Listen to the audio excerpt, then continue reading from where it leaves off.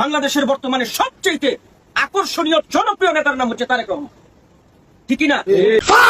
মাননীয় প্রধানমন্ত্রী, আপনি একজন জান্নাতি মানুষ।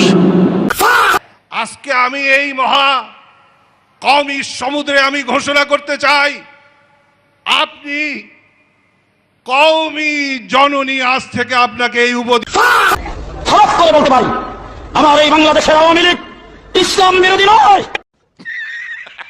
হাজার হাজার আওয়ামী লীগের নেতা কর্মী, মসজিদ মাদ্রাসা কমিটির পরিচালক। গাজীপুরের উলামায়ে কেরাম, জাহাঙ্গীর ভাইয়ের কথা মনে রাখতে হবে। ঠিক না ঠিক? আল্লাহ ওনাকে দেশ এবং দ্বীনের খেদমত করার জন্য আল্লাহ ওনাকে প্রস্তুত করুক, সকলে বলেন আমিন।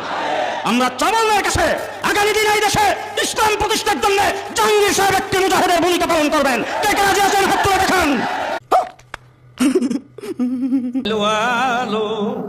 रोहिंग्या न समझो मैं आया नहीं हूँ तारेक ने भेजा हूँ। দেশের সবচেয়ে বড় একজন দায়িত্বশীল আলেম হলেন হেফাজত ইসলামের আমির আল্লামা মহিবুল্লাহ বাগুনগরী সাহেব, হাটহাজারী মাদ্রাসার মোহতামিম হযরত মাওলানা মুফতি খলিল আহমদ কুরাইশি কাসেমি, পটিয়া মাদ্রাসার মোহতামিম মাওলানা আবু তাহের নদভী, এবং যত বড় বড় পীর মাশায়েখ আছে, নগরকান্দার একজন বড় পীর হলেন মুফতি ইসমাতুল্লাহ কাসেমি, দূরে যাব না কাছে। এই সমস্ত কারাম সবাই আহ্বান জানাইছেন দেশবাসীকে বিএনপির পক্ষে, ধানের শীষের পক্ষে ভোট দেওয়ার জন্য। যতদিন দুনিয়া আছে, যতদিন আমি আছি, ততদিন বিএনপির নেতা কর্মীদের সাথে আমি ইনশাআল্লাহ মিশে আছি। রুকো যারা, সবার করো। এরকম দালালদেরকে আপনারা চিহ্নিত করবেন। এই দালালেরা একটা আসনের জন্য গোটা ইতিহাস নষ্ট করতেছে। রক্ত থাকতে হবে।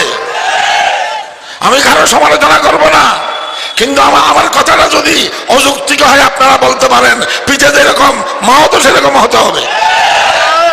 এখন কোন মিল আছে? সম্মানটা কোথায় গেল আমাদের? কওমি মাদ্রাসার সম্মান বরবাদ করে দিয়েছে, নষ্ট করে দিয়েছে এই সমস্ত দালাল মৌলবীরা।